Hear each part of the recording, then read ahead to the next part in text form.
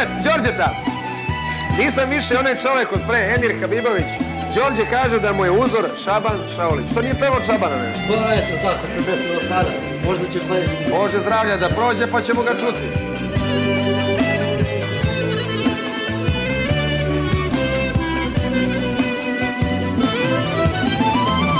Ja ne mogu to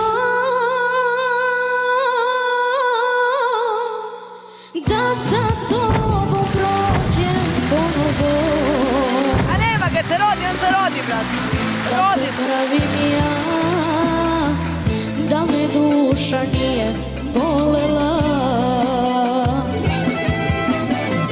Pogledaj me ti, nisam onaj koga znala si. Dotakao sam dno, jedva sam te ja preživela.